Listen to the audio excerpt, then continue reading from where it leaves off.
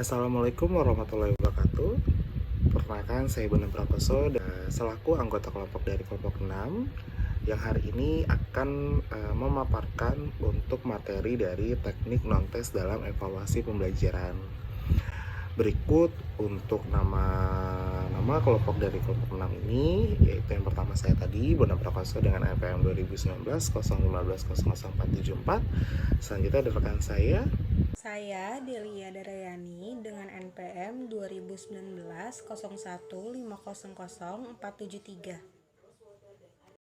Saya Derini Ulansari dengan NPM 2019 01 500 472.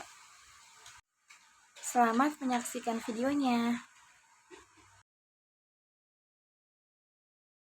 Saya Derini Ulansari akan memulai presentasi ini terlebih dahulu, yaitu mengenai pengertian non-tes. Nah, non-tes ini adalah salah satu cara mengevaluasi pembelajaran dengan cara melakukan pengamatan secara sistematis.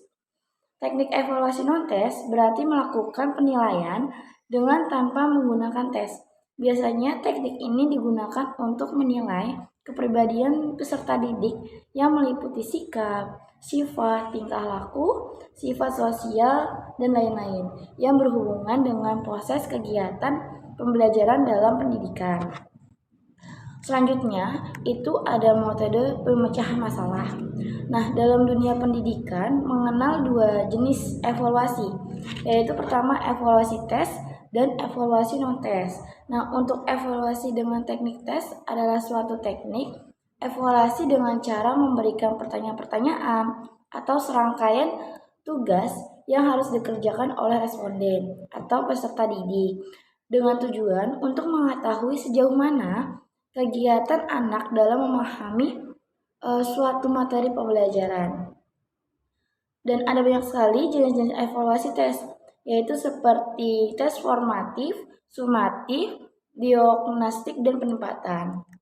Nah, serta dalam evaluasi non-tes juga terdapat banyak sekali macam-macam dan jenisnya, seperti observasi, wawancara, bagian partisipasi, daftar cek, skala lajuan, skala sikap, penilaian berbasis portofolio, dan lain-lain.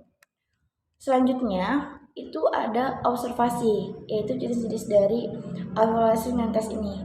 Nah, observasi ini sebagai alat evaluasi yang banyak digunakan untuk menilai tingkah laku individu atau proses terjadinya suatu kegiatan yang dapat diamati. Untuk memperoleh hasil observasi yang baik, maka kemampuan guru dalam melakukan pengamatan harus sering dilatih, bertindak melihat mulai dari hal-hal yang sederhana dengan hal-hal yang kompleks. Selanjutnya, observasi yang baik dan tepat itu juga memiliki sifat-sifat tertentu, yaitu yang pertama hanya dilakukan sesuai dengan tujuan pengajaran, yang kedua direncanakan secara sistematis, yang ketiga hasilnya dicatat dan diolah dengan secara tujuan, yang keempat dapat diperiksa validitas, reliabilitas, dan ketelitiannya. Selanjutnya, observasi juga sebagai alat penilaian memiliki beberapa kelebihan. Yang pertama yaitu observasi dapat memperoleh data sebagai aspek tingkah laku anak. Dalam observasi memungkinkan pencatatan yang serempak dengan terjadinya suatu gejala atau terjadinya hal yang penting. Selanjutnya, observasi dapat dilakukan untuk melengkapi dan mengecek data yang diperoleh dari teknik lain, seperti misalnya wawancara dan atau angket. Selanjutnya tidak terikat dengan laporan pribadi. Baik, materi selanjutnya yaitu selain kelebihan yang di atas yang sudah saya jelaskan, juga ada beberapa kelemahan. Yaitu yang pertama, observer tidak dapat mengungkapkan kehidupan pribadi seorang yang sangat dirahasiakan. Misalnya mengamati anak yang menyanyi. Dia kelihatan gembira, lincah, tetapi belum tentu hatinya juga gembira. Mungkin sebaliknya, dia sedih dan duka tetapi dirahasiakan. Yang kedua, biasanya masalah pribadi ini sulit dipahami. Lalu yang ketiga, apabila si objek yang diobservasikan Mengetahui kalau sedang diobservasi, maka tidak mustahil tingkah lakunya dibuat-buat agar observer merasa senang. Selanjutnya, observer banyak tergantung pada faktor-faktor yang tidak dapat dikontrol sebelumnya. Yang terakhir, jika prosesnya diamati memakan waktu yang lama, maka observer lebih sering menjadi jenuh. Selanjutnya, ada langkah-langkah penyusunan pedoman observasi. Yang pertama yaitu merumuskan tujuan observasi, membuat layout kisi-kisi observasi, menyusun pedoman observasi, menyusun kegiatan, menyusun langkah-langkah, melakukan uji pedoman observasi untuk melihat kelemahan-kelemahan pedoman observasi, merevisi pedoman berdasarkan hasil uji coba, melakukan observasi pada saat kegiatan berlangsung, serta mengolah dan menafsirkan hasil observasi. Baik, sekian materi dari saya. Untuk materi selanjutnya akan disampaikan oleh rekan saya. Silakan. Pengertian wawancara. Wawancara merupakan salah satu bentuk alat evaluasi jenis non-tes yang dilakukan melalui percakapan dan tanya jawab, baik langsung maupun tidak langsung dengan peserta didik. Kelebihan wawancara. Yang pertama, wawancara dapat memberikan keterangan keadaan pribadi. Hal ini tergantung pada pada hubungan baik antara pewawancara dengan objek. Yang kedua, wawancara dapat dilaksanakan untuk setiap umur dan mudah dalam pelaksanaannya. Yang ketiga, wawancara dapat menimbulkan hubungan yang baik antara si pewawancara dan objek. Kelemahan wawancara. Yang pertama, wawancara menuntut penguasaan bahasa yang baik dan sempurna dari pewawancara. Yang kedua, adanya pengaruh subjektif dari pewawancara dapat mempengaruhi hasil wawancara. Yang ketiga, kelancaran wawancara dapat dipengaruhi oleh keadaan sekitar pelaksanaan wawancara. Yang keempat, kelebihan wawancara dapat dipengaruhi oleh kesediaan kemampuan individu yang diwawancarai. Selanjutnya ada bagan partisipasi. Bagan partisipasi adalah salah satu bentuk teknik evaluasi yang digunakan untuk mengetahui tingkat kemampuan atau perkembangan peserta didik melalui daftar keikutsertaan atau keaktifan pada saat proses pembelajaran berlangsung. Bagan partisipasi sangat berguna untuk mengamati peserta didik pada saat diskusi. Contoh bagan partisipasi bisa dilihat di makalah ya teman-teman. Selanjutnya ada pengertian daftar cek. Daftar cek merupakan salah satu bentuk penilaian yang berisi daftar-daftar perilaku atau kegiatan yang biasa dilakukan seorang peserta didik. Kemudian guru menilainya dengan memberikan tanda centang terhadap aspek-aspek perilaku tersebut sesuai dengan fakta yang ada pada diri peserta didik. Fungsi daftar cek. Yang pertama, untuk memudahkan evaluator dalam mengumpulkan data, karena hanya memberikan tanda centang terhadap aspek tertentu sehingga proses penilaian tidak banyak memakan waktu. Yang kedua, hasil data yang diperoleh bersifat mendalam, teliti, dan luas, karena item-item atau aspek-aspek yang akan dinilai telah disusun terlebih dahulu, yang tentunya telah disesuaikan dengan tujuan pembelajaran. Selanjutnya ada tujuan daftar cek. Daftar cek bertujuan untuk mengumpulkan data kegiatan orientasi. Artinya, data yang dikumpulkan dapat menggambarkan tingkah laku, sikap, kebiasaan, serta minat peserta didik dalam kehidupannya di lingkungan sekolah, terutama dalam kegiatan pembelajaran. Yang kedua, daftar cek bertujuan untuk mengetahui tingkat keberhasilan pembelajaran, yang artinya data yang diperoleh mampu memberikan keterangan berhasil atau tidaknya proses pembelajaran, sehingga usaha-usaha untuk meningkatkan kualitas pembelajaran dapat segera dilaksanakan. Di slide selanjutnya ada struktur penyusunan daftar cek. Yang pertama, judul daftar cek berisi mengenai tujuan dan maksud penilaian seperti untuk menilai kegiatan belajar di kelas, kegiatan di luar kelas, kegiatan workshop, dan lain sebagainya. Evaluator tinggal memilih daftar cek mana yang akan digunakan sesuai dengan tujuan data apa yang akan diperoleh. Nah, yang kedua, ada kolom kelas dan nama siswa yang akan dinilai, serta tanggal dan tempat penilaian. Yang ketiga, ada petunjuk mengisi daftar cek. Yang keempat, ada item-item daftar cek. Yang kelima, ada kolom skor dan analisa.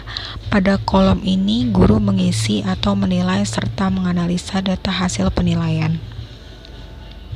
Yang keenam, ada kolom saran atau komentar. Yang ketujuh, ada kolom nama dan tanda tangan guru.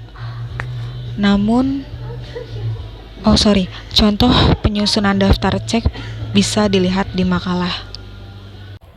Baik, untuk yang selanjutnya di sini ada pengertian skala lajuan atau rating scale, yang dimana untuk alat penilaian ini digunakan juga untuk digunakan evaluator untuk menggolongkan terus menilai individu ataupun situasi. Dan pada rating scale ini juga responden itu diminta untuk memilih jawaban yang bersifatnya itu kuantitatif yang telah disediakan. Nah, rating scale ini juga tidak hanya digunakan untuk mengukur sikap seseorang, namun juga dapat digunakan untuk mengukur dari persepsi seseorang terhadap objek tertentu, misalkan fenomena terhadap lingkungan seperti mengukur status sosial, pengetahuan, kemampuan, dan sebagainya. Untuk selanjutnya ada jenis skala lajuan untuk rating atau rating scale. Yang pertama di sini ada numerical rating scale, yang dimana skala penilaian numerik ini terdiri itu dari sejumlah angka yang akan memang memberikan penyelesaian verbal terhadap hasil dari perbandingan dari suatu karakteristik dengan karakteristik lainnya. Lalu yang kedua ada descriptive graphic rating scale, yang dimana skala ini terdiri dari penjelasan yang memang bertujuan itu untuk menentukan karakteristik dalam suatu skala grafik. Untuk contoh skalanya bisa nanti ada di makalah. Lalu untuk yang selanjutnya ada skala sikap atau attitude scale. Nah, untuk skala sikap ini itu sebagai salah satu alat evaluasi yang memang digunakan untuk mengukur sikap seseorang terhadap suatu objek tertentu, yang memang hasilnya itu berupa kategori sikap. Terus yakni yang memang itu positif, menyetujui itu positif, dan juga tidak menyetujui itu negatif. Nah, dalam skala sikap ini responden juga diberi sebuah pernyataan. Kemudian responden juga diminta untuk menilai pernyataan tersebut, apakah menolaknya atau menyetujuinya. Nah, karena itu juga pernyataan-pernyataan yang disuguhkan juga itu harus bersifat positif atau negatif. Jadi harus keduanya. Lalu untuk model skala sikap atau attitude scale, yang pertama itu dia menggunakan angka seperti 1, 2, 3, 4 dan seterusnya. Lalu dia menggunakan frekuensi terjadinya sikap, misal selalu, sering, kadang, jarang atau tidak pernah.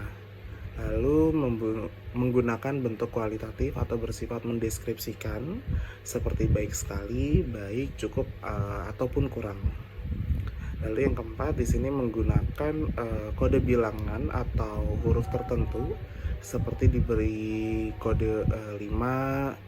Kalau selalu itu diberi kodenya 5, terus kayak sering itu dibikin kodenya 4, terus kadang-kadang bisa dibikin kode 3 dan seterusnya. Lalu untuk model penilaian skala sikap di sini ada 3. Yang pertama itu ada dari model Truston. Pada model ini juga suatu pernyataan itu ditulis untuk menyatakan sikap terhadap suatu lembaga, organisasi ataupun kelompok tertentu. Lalu untuk yang kedua ini model Likert. Untuk model Likert. Nah, metode Likert ini juga merupakan metode yang paling populer dari yang lainnya, karena metode ini juga lebih mudah disusun untuk skornya. Lalu untuk yang ketiga ada model diferensial semantik atau Osgood. Ini meminta untuk responden itu menilai suatu objek dalam skala dua kutub, baik atau baik buruknya, kayak gitu.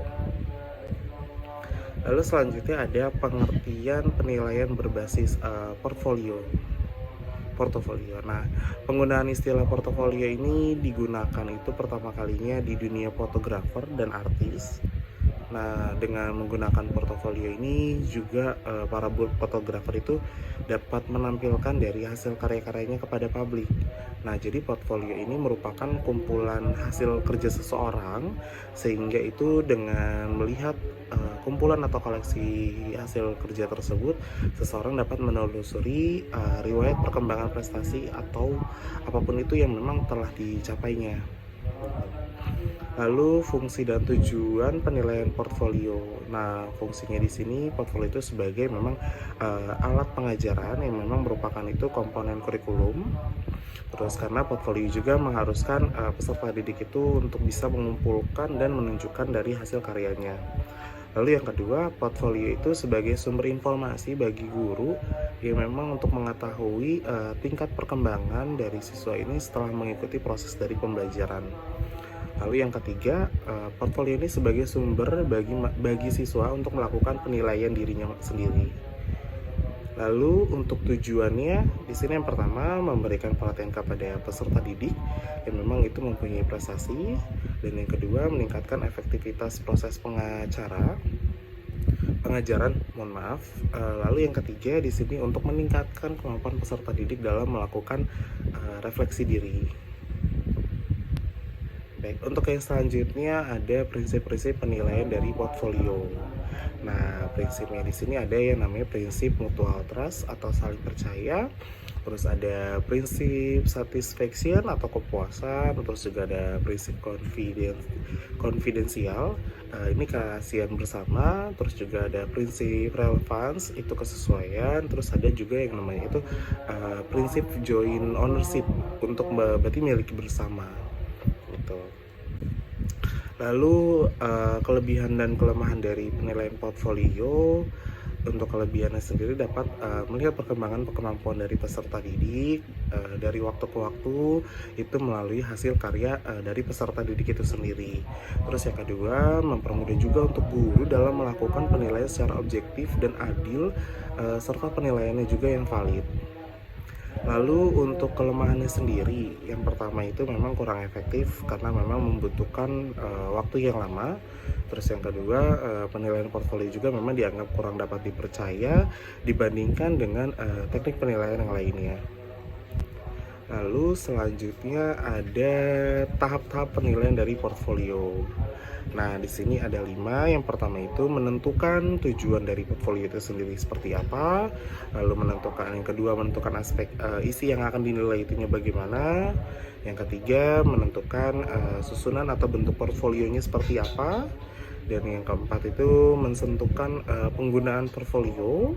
Dan untuk yang keempat menentukan penggunaan portfolio, dan untuk yang kelima di sini menentukan cara menilai portfolio itu sendiri dari sisi apanya, seperti itu.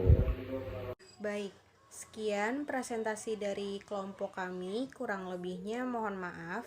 Jika ada yang ingin bertanya atau ada yang ingin menambahkan, dipersilakan.